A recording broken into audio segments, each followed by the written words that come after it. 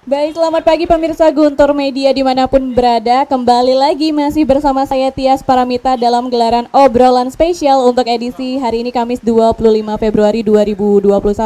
Dan kita masih membahas seputar eksistensi LPD di saat pandemi COVID-19. Tersisa dua narasumber yang belum Tias ajak ngobrol ya. Ada Pak Arman selaku akademisi Undiksa dan juga Pak Lanang di sini. Pak Lanang sabar dulu ya. Tias mau ke Pak Arman dulu deh. Oke. Setahu Tias kan Pak Arman emang aktif ya mengamati LPD selama ini. Nah dari pengamatan selama ini apa yang sesungguhnya terjadi Pak terhadap LPD? Oke, baik sebelumnya saya aturkan penganjali umat Om Swastiastu, Bapak narasumber yang saya hormati. Sebelum saya menyampaikan tentang pengamatan sederhana saya terkait LPD, saya ingin mengatakan bahwa LPD secara konsep dasar itu berada dalam konteks microfinance gitu. Walaupun pada dalam implementasinya disesuaikan dengan adat atau hukum adat, tapi konsep utamanya adalah microfinance. Microfinance itu apa? Adalah keuangan mikro yang diperuntukkan kepada masyarakat yang tidak terlayani. Atau sederhananya masyarakat yang tidak bankable. Itu dulu. Itu konsep dasar utama, makanya LPD itu hadir untuk memastikan bahwa ada pemerataan kesempatan di tingkat desa. Itu sebenarnya roh pendirian LPD di awal, ada tujuan pendirian LPD oleh pendiri kan begitu. Setelah ada pemerataan kesempatan dan microfinance itu memastikan bahwa masyarakat yang tidak bankable mendapatkan layanan keuangan. Karena diakui bahwa salah satu permasalahan mendasar di desa adalah aksesibilitas terhadap lembaga keuangan sangat rendah. Bank-bank konvensional tidak bisa hadir di tengah-tengah masyarakat desa karena apa? Risikonya terlalu tinggi. Salah satu tidak ada jaminan dan sebagainya. Poinnya adalah bank konvensional tidak bisa menjangkau ranahnya desa. Desa yang saya maksud adalah masyarakat desa yang tidak bankable. Itu dulu. Sehingga harusnya LPD di awal itu concernnya adalah melayani pasar yang tidak terlayani. Artinya apa? Melayani kredit yang kecil-kecil tapi nasabahnya banyak. Ini juga salah satu alasan kenapa bank konvensional tidak mau melayani masyarakat kecil. Karena biayanya terlalu tinggi. Ini dulu konsep. Nah, berikutnya ketika bicara microfinance, makanya istilah micro enterprise finance. Artinya apa? Keuangan untuk pengusaha mikro. Tetapi faktanya yang terjadi karena perubahan atau perkembangan kondisi malah LPD banyak melayani masyarakat yang sudah bankable. Ini yang luput dari perhatian kita semua. Dan konteksnya terhadap kredit bermasalah itu, saya pengamatan sederhana saya adalah orang-orang yang sebenarnya bankable. Kalau masyarakat yang rendah, dia tidak akan bisa menggoyang laporan keuangan LPD karena jumlahnya kecil. Tetapi pengamatan sederhana saya adalah banyak LPD bisa collab karena nominal kreditnya besar. Dan ketika ditelusuri adalah orang-orang yang sebenarnya bankable, tetapi BMPK-nya sudah habis di bank konvensional. Ini, oke. Itu dulu tentang konsep dasar tentang microfinance. Terus kaitannya dengan apa yang terjadi di LPD, sebelum saya ngomongin tentang eksistensi LPD pada saat pandemi, saya ingin mengatakan bahwa LPD sudah 37 tahun berdiri, tentunya kontribusinya sangat besar, sangat dirasakan oleh masyarakat termarginalkan. Saya mengatakan masyarakat kecil ini. Banyak masyarakat merasa tertolong dan lebih berani membuat keputusan. Salah satunya keputusan menyekolahkan anaknya. Kenapa? Karena ada jaminan mendapatkan bantuan atau pinjaman kredit dari LPD. Itu yang pertama dari segi akses pendidikan, sehingga LPD berperan dalam keberanian masyarakat desa untuk membuat keputusan anaknya sekolah. Itu yang pertama. Yang kedua tentang kesehatan. Hari Minggu digedor kepala LPD itu dananya ada sehingga bisa berobat ke rumah sakit. Nah, itu artinya dari akses kesehatan mendukung. Nah, pada saat normal kinerja LPD ini luar biasa, bisa mengalahkan angka dari BPR gitu. Ini luar biasa, ini kepercayaan masyarakat desa. Ini prestasi yang luar biasa sehingga masyarakat desa sangat percaya terhadap LPD. Nah, yang ingin saya sampaikan begini, ini kaitannya ke kredit ini karena pandemi kaitannya kan kredit. Kegiatan utama LPD sama dengan bank, ada 3, funding, lending, sama service gitu. Ini Saya mengatakan bahwa LPD itu sama dengan bank secara operasional. Funding, lending, sama service. Nah, ketiga kegiatan ini pasti akan berpengaruh gitu. Saya lihat di data LPD bahwa aset LPD Bali tahun 2020 turun 3%. Oke, ada datanya, labanya juga turun, modalnya meningkat, tapi penyaluran kreditnya meningkat ini. Fundingnya tentunya betul ini menurun, masyarakat akan mengurangi menabung atau malah menarik. Yeah. Dan pada kesempatan yang baik ini saya juga ingin mengucapkan terima kasih kepada penabung-penabung LPD karena tidak serta-merta menarik uangnya secara bersamaan. Karena kalau itu terjadi LPD tidak bisa menolak karena itu haknya dari deposan, tapi tidak dilakukan. Sehingga dalam konteks ini saya berterima kasih karena hal itu juga bisa membuat LPD bisa kokoh berdiri. Itu yang pertama. Yang kedua, kredit. Nah, lending ini kredit nih. LPD tentunya sudah melaksanakan ada 5C, ada 7P ya. Tetapi uniknya begini. LPD itu ciri khasnya adalah modal sosial. Biaya transaksinya rendah. Kalau di bank BPD saya minjam uang, KTP yang diminta. Sehingga BPD hanya tahu nama saya dan berdasarkan data KTP. Tapi LPD tidak perlu KTP karena kepala LPD tahu lebih daripada apa yang tercantum di LPD. Di KTP itu artinya apa? Biaya transaksinya rendah. Setelah modal sosial. Tetapi modal sosial yang disalahgunakan ini bisa menyebabkan kredit bermasalah di kemudian hari. Sehingga modal sosial di sini bisa berdampak negatif jika disalahgunakan, terlalu percaya. Sehingga ketika ada kejadian yang luar biasa seperti Mosbayur sekarang ini akan muncul ini. Siapa orang-orang yang sebenarnya tidak layak diberikan kredit, hari ini akan muncul. Karena sebelumnya ketika di bank-bank ada istilah perjanjian kredit, selalu bahasanya ketika pos major gitu kan, seolah tidak pernah terjadi karena semua berjalan begitu saja. Hari ini akan muncul siapa sebenarnya debitur yang benar-benar layak diberikan kredit atau tidak. Nah, yang ketiga sebenarnya di fee based income itu sebenarnya tidak ada masalah karena penduduk tetap menggunakan listrik, menggunakan air, itu sebenarnya pendapatan LPD tidak langsung drop. Yang dropnya adalah dari split base, itu kredit. Nah, dalam konteks itu saya pastikan LPD pasti melakukan penyesuaian. Kalau di teori kan ada 3R, rescheduling, reconditioning, restructuring gitu. Sudah dilakukan, tetapi begini, banyak sebenarnya masyarakat kita itu hari ini di desa meminjam uang itu bukan karena kebutuhan minjam, tapi karena keinginan. Yeah. Ini perlu digarisbawahi. Dia ingin sesuatu sehingga dia minjem. Bukan karena sebuah kebutuhan, ini keinginan. Sehingga hari ini dia akan muncul. Berikutnya begini. Ada juga oknum-oknum di masyarakat hari ini, mungkin Pak Nyiriasa akan paham betul, memanfaatkan kesempatan. Artinya begini, masyarakat yang benar-benar terdampak harus mendapatkan perlakuan khusus gitu. Kalau kita berbicara agregat, semua terdampak. Ketua DPRD pun akan terdampak kalau mau jujur gitu. Tapi tingkat keterdampakannya berbeda-beda setiap orang. Yeah. Kalau kita berbicara kebutuhan basic need gitu, saya rasa ketua DPRD tidak akan ada masalah, tetap makan 3 kali sehari plus capcay. Tapi masyarakat kecil benar-benar akan terasa. Maksud saya adalah disinilah selektif memberikan perlakuan istimewa begitu. Tetapi karena ada hubungannya dengan modal sosial, banyak masyarakat yang memanfaatkan kesempatan dalam kesempitan untuk mendapatkan perlakuan itu. Sehingga di sini kata kuncinya adalah LPD selalu permasalahannya di akhir tahun adalah meningkatkan profesionalisme SDM LPD. Artinya apa? Apa itu profesional? Bisa membedakan kapan menyambung brayo, kapan profesional. Karena ini kaitannya dengan uang masyarakat. Artinya apa? LPD sudah melakukan dan efektivitas perlakuan khusus masing-masing LPD itu tidak ada yang bisa mengontrol secara nyata. Yeah. Karena sekali lagi LPD sebenarnya kan otonom masing-masing desa adat kalau mau jujur. Ada LPD tapi sifatnya kan otonom itu. Saya nggak ngomongin hukum tapi paling tidak saya melihat ada perlakuan berbeda-beda masing-masing LPD. Sehingga maksud saya adalah tingkat efektivitas perlakuan khusus atau kebijakan khusus dari LPD tidak ada yang mengontrol. Harusnya ada badan pengawas internal yang mengontrol gitu kan. Okay. Tapi lagi-lagi gitu, saya melihat masih jarangnya orang-orang yang mengerti keuangan dilibatkan dalam LPD. Badan Pengawas Internal Oke. LPD.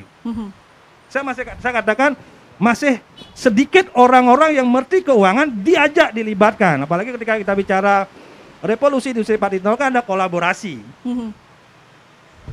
Jarang dilibatkan seperti itu. Misalnya Pak Kepala BPD Singaraja, beliau kan masyarakat desa adat. Pertanyaan saya, apakah beliau dilibatkan atau duduk di keanggotaan Dewan Pengawas LPD di desa adatnya? Padahal beliau memiliki sertip, tapi tidak dilibatkan. Ya. Kalau kita mau jujur, ada 138 BPR di Bali. Berarti ada 138 direktur utama. Beliau memiliki sertip. Coba kita tanya, 138 direktur utama BPR yang ada di Bali, apakah berapa persennya yang sudah terlibat menjadi anggota Badan Pengawas LPD? Ya.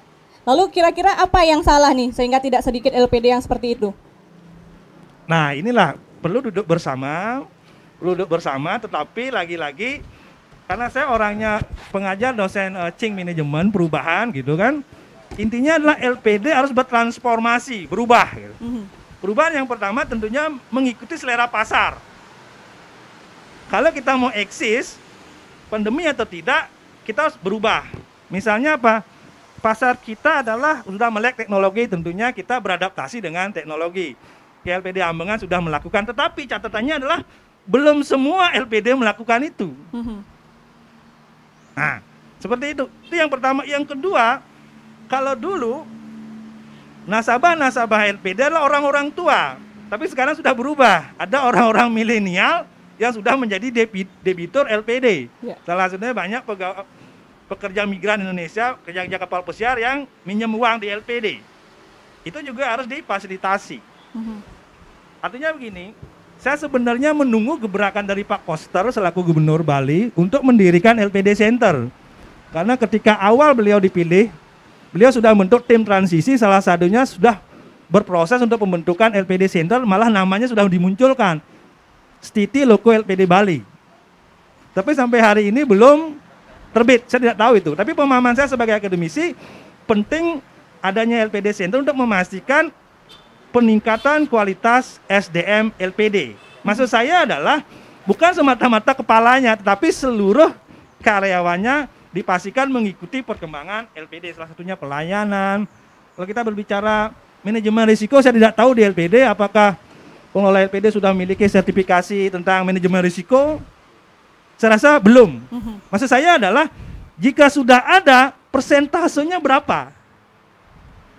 Ampura Dek Tias, saya banyak belajar dari cara berpikirnya Muhammad Yunus. Beliau adalah Grameen Bank, gitu, pendiri Grameen Bank. Sebenarnya LPD sebenarnya mirip, makanya saya sebenarnya ingin mengajak akademisi, mengajak bahwa Grameen Bank ala Bali itu ada, itu LPD. Malah sebenarnya kalau Grameen Bank tidak menggunakan adat atau budaya, malah LPD kental dengan itu Trito Karanonya. Tapi kita perlu bersatu untuk mengatakan bahwa di Bali ada yang lebih hebat dari Grameen Bank itu LPD gitu. Cuma hari ini kita masih parsial, belum kita bersatu. Maksud saya adalah LPD Center salah satu upaya nyata yang bisa harus segera diterjadikan untuk memastikan SDM LPD secara umum dan merata bisa mengikuti perkembangan. Oke. Maksud saya adalah kalau di pemerintahan ada inspektorat, ada BPK dan ada KPK, itu sebenarnya kan hal-hal biasa. Ketika kita bekerja dengan baik, diperiksa kan biasa-biasa saja gitu. Itu artinya apa? Ada perubahan mindset. Itu perubahan mindset artinya apa? Ketika kita biasa-biasa saja, ketika dikontrol, itu menjadi hal yang mendasar. Sehingga saya selaku dosen manajemen ingin mengatakan bahwa dalam tata kelola apapun itu, apalagi melibatkan uang masyarakat dan dalam jumlah yang banyak, fungsi kontrol tidak bisa diabaikan. Ya. Pengendalian, evaluasi tidak bisa diabaikan. Makanya saya banyak belajar di bank yang luar biasa saja sistem pengendaliannya bisa jadi juga ada permasalahan kalau mau jujur nih Bapak. Makanya dulu ada Melindadi dan sebagainya, CMB Niaga itu kan padahal luar biasa. Padahal kalau LPD kan tidak ada masuk BI checking Pak, kepala BPD.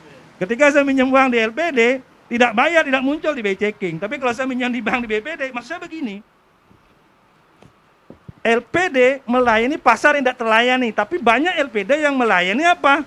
Pasar yang sudah terlayani di bank konvensional. Sehingga ketika hari ini pendapatannya turun, mereka akan mengutamakan membayar di bank konvensional. Karena apa yang ditakutkan? SID muncul. Ya. Di LPD tidak mengenal SID.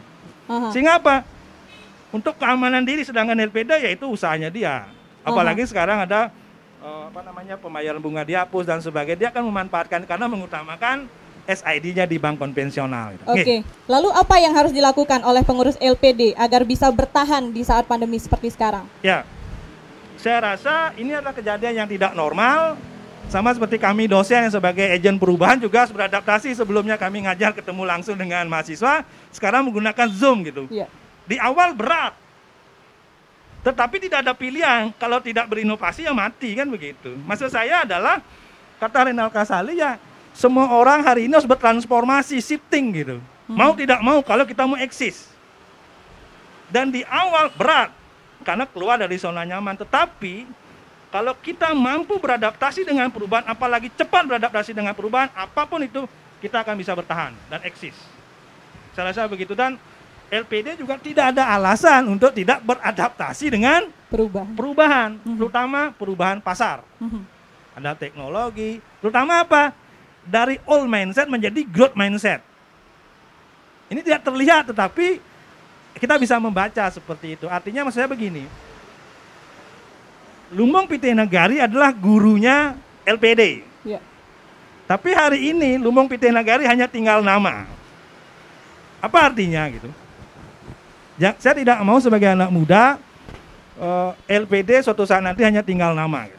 Saya berharap LPD tetap eksis apapun cuacanya, LPD tetap eksis. Tetapi untuk memastikan eksistensi LPD, mau tidak mau perubahan adalah sebuah kunci yang harus segera dilakukan, terutama masalah mindset. Ya.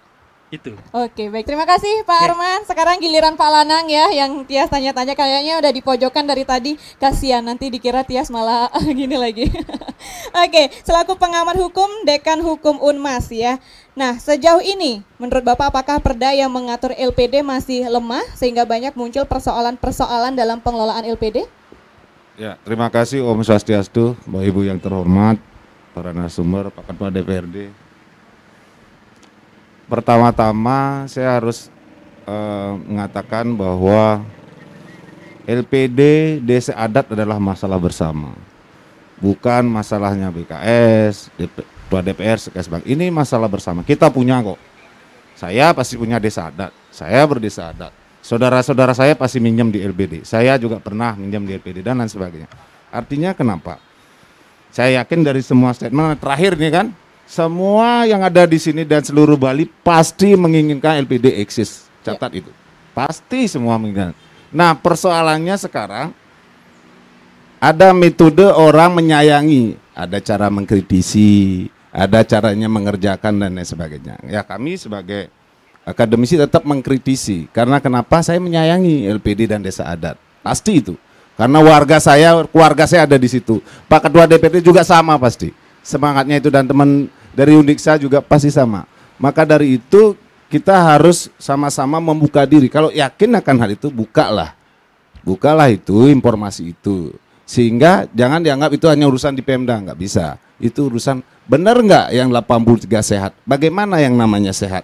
Apa indikator kesehatannya? Setelah sehat, benar nggak kuat kalau di bidang ekonomi? Kekuatannya sejauh mana? Sekarang diuji nih pandemi. Kuat nggak dia dan lain sebagainya. Mungkin saja itu mungkin tidak harus semua tahu, tapi terbatas di golongan misalnya di Pemda, BKS, di kampus tahu, oh ternyata memang betul sehat sekian, tidak sehat sekian. Jangan juga memprovokasi, kalau memang dia sehat dia bilang sehat. Tapi jangan juga disembunyikan memang tidak sehat kenapa dibilang sehat gitu. Dan teman-teman ekonomi hukum tahu itu indikator sehat tidak sehat, teman-teman BPD apalagi. BPD itu tiap hari dicek itu oleh OJK. Dia tahu dia sehat apa tidak, sehingga masyarakat jadi trust. Tadi disampaikan bagaimana menciptakan keterasan, karena ada keyakinan, kepercayaan terhadap lembaga itu. Nah, yang kedua diingat dari Perda itu dan dari sejarahnya memang LPD itu dilahirkan oleh desa adat dan untuk menguatkan desa adat. Ampura Waji, dia tahu, kita tahu semua bagaimana kemudian LPDD menguatkan dari sisi ekonomi. Di beberapa daerah tidak di Buleleng, ada yang LPD-nya seolah-olah tanda kutip menguasai desa adat, ada beberapa daerah desa adat menguasai LPD-nya gitu. Jadi ini, tetapi makanya di Perda mungkin tidak akan bisa dijelaskan secara gamblang, maka salah satu poin di dalam hukum itu substansi hukumnya, aturannya harus memberikan relevansi atau hubungan antara desa adat dengan LPD-nya.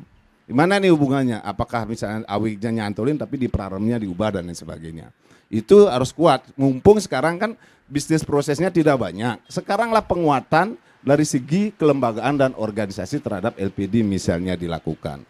Contoh misalnya tadi disampaikan sama MDA bahwa tentang bagaimana sanksi kesepekang dan ada beberapa daerah LPD ketika dia ada yang tidak bayar gitu misalnya langsung dikenakan sanksi kesepekang. Itu menurut saya tidak tepat. Kita akan tanya balik, mungkin teman-teman ekonomi kita akan juga tanya, apakah LPD ini lembaga bisnis enggak gitu dulu. Kalau kita yakin ini lembaga bisnis, saya setuju dengan BKS, maka harus dikelola secara bisnis. Kalau orang bisnis enggak ada kaitannya dengan kesepekan urusan dengan Tuhan, enggak ada itu. Ketika dia bisnisnya ada masalah karena macet, proses dia dengan sanksi-sanksi bisnis. Apakah misalnya dia dengan keperdataan dia kemudian diambil, kemudian dicari dan lain sebagainya. Terakhir kali baru boleh. Apakah misalnya pidana itu terakhir. Pidana pun dalam asas dibilang ultimum remedium yang terakhir kali. Setelah jalan-jalan lain tidak dapat disentuh. Nah itu secara organisasi harus ada pertanggungjawabannya bagaimana LPD ini kepada desa adatnya bagaimana. Dan desa adat sekarang ini kan kadang-kadang masa jabatannya Ampura 6 tahun ya, 6 tahun berubah. LPD nggak ada masa jabatannya di situ. Nanti kalau misalnya ini terus, bisa-bisa di beberapa daerah yang LPD-nya besar, mohon maaf ada yang sudah ratusan miliar nih di daerah Bali Selatan 200 miliar, 300 miliar, ada 1 triliun. Akhirnya apa? LPD-nya menguasai desa adat. Besok misalnya benjangge keramane mepakian ini kata LPD diikutin karena takut setiap hari dikasih uang. Ya. Dan itu pun secara bisnis proses Ampuro Pak. Dia salah satu desa asetnya 180 miliar. Kemudian dia ngasih laba per desa adat 6 miliar. Katanya sudah hebat. Padahal kalau di segi bisnis mohon maaf itu bisa diukur. 180 miliar kalau 1 tahun dapat 6 miliar rugi. Mending ditabung aja 7% ya Pak ya sekarang. Mending ditabung aja gak kerja udah dapat 7% 12 miliar gitu misalnya. Kan ini harus dihitung. Teman-teman ekonomi pasti tahu itu hitungannya yang sehat dan kuat. Dan itu harus dipublish. Tetapi mungkin sebatas teman-teman yang bisa mengkaji hal itu. Sehingga kita harapkan betul tadi LPD makin baik. Itu sebetulnya. Yang kedua, saya setuju tadi setelah substansi hukumnya adalah structure, pelaksana, pengawas, termasuk juga penegakan hukum. Dan ingat LPD ini karena bisnis bukan penegakan hukum langsung ke pidana itu tidak akan menyelesaikan masalah. Begitu orang pidana udah selesai itu kasusnya, karena udah dia menjalankan kasus, udah lagi kena apa-apa, hilang itu uang, pasti hilang. Oh saya udah bahasa Bali ini nak bengayang bogolan, dia amin maya, gitu ya dia. Maka harusnya ada jalan-jalan yang lain, kalau di hukum itu ada namanya restoratif justice, jalan-jalan untuk mendapatkan, karena bisnis itu harus lebih baik dapat uangnya daripada orang di penjara gitu. Bagaimana mendapatkan uangnya kalau orang dia yang membobol itu? Itu yang harus dilakukan cara-caranya. Saya setuju dengan pengawasan juga. Kalau tidak salah mohon maaf dikoreksi, Pemda itu dapat 5% ya Pak ya? 5% dari laba itu, betul ya? Berapa persen? Ya artinya ada prosentase yang masuk ke Pemda maupun ke BKS. Itu kan sebagai... Nggak dapat ya? Oh berarti sudah... Ya, artinya ketika LPD memberikan laba itu kan ada kewajiban teman-teman untuk melakukan pengawasan itu lebih karena sudah mendapatkan dana untuk itu maksudnya. Nah tadi saya setuju pengawasannya mungkin lebih dikuatkan lagi, apalagi gini, Ampuro walaupun di BPD juga sering melakukan pelatihan, ada beberapa desa yang menganggap mungkin ini juga bagian dari pendidikan kepada informasi kepada masyarakat. Begini, di LPD itu nah bangga nyileh, toh masih ada sertifikatnya. Dia lupa bahwa dia itu bukan lembaga pelelangan yang akan melelang. Dia tadi disebutkan ada karakter kapital kapasitas yang harus dihitung. Ada dikasih begitu. Dan kedua ada beberapa desa adat yang menerapkan tegak Pak. Oh ini karena tegak man 2 juta gitu. Ya mohon maaf ini kan ada itu yang saya berpikir makanya tadi ini LPD bisnis atau ruang sosial tadi kapital sosial. Kalau di tengah-tengah ya seperti ini antara kapital sosial dan bisnis kita terjebak nih. Saya kasihan teman-teman BKS. Kalau mau jujur sekarang LPD mau menjadi lembaga bisnis murni, bagaimana nanti ini bahwa tetap dia berdiri duit dasar adat, tetapi diserahkan kepada orang-orang yang profesional termasuk pengawasannya. Sehingga dia kayak tadi perubahan menjadi lembaga bisnis ini menjadi terang benderang, bukan yang di tengah-tengah antara bisnis, karena beda Pak, kalau begitu ngomong bisnis dengan kapital sosial agak beda ini. Ya. Tadi ngomong tegak saya masyarakat di dalam juga, saya nggak sebut desanya, dia nak tegak harus makan 2 juta, ada tidak ada jaminan saya dapat 2 juta kan, karena tegak di desanya itu. Nah itu contoh, jadi antara kapital sosial dengan bisnis, kalau saya lebih cenderung dengan teman-teman sudah kita bisniskan saja ini, maksudnya sebagai lembaga bisnis murni, yang memang menerapkan hal-hal bisnis. Tapi kalau nanti keuntungannya dipergunakan untuk sosial, untuk keagamaan tidak ada persoalan. Tetapi pengelolaan bisnisnya harus dengan bisnis. Dengan jangan menyentuh wilayah-wilayah tadi, apalagi ada asas-asas kekeluargaan yang salah tempat karena keluarga banget gitu. Karena teman banget. Nah, ini yang maksudnya tidak bisa kalau dalam bisnis teman-teman BPD tahu persis itu. Nggak gampang untuk keluarkan kredit, jangankan sampai puluhan, 15, 2 juta aja kalau orang berbisnis itu berpikir, nih nyen bang, kengken dah karang kan gitu.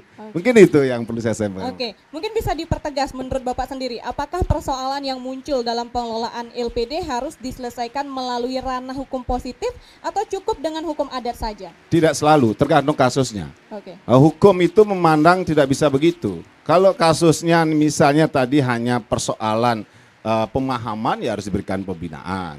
Tapi kalau dia sudah bandel berkali-kali minjam sehingga uang ya udah proses gitu. Atau ya, istilahnya sudah bisa tidak dibina ya memang proses hukum.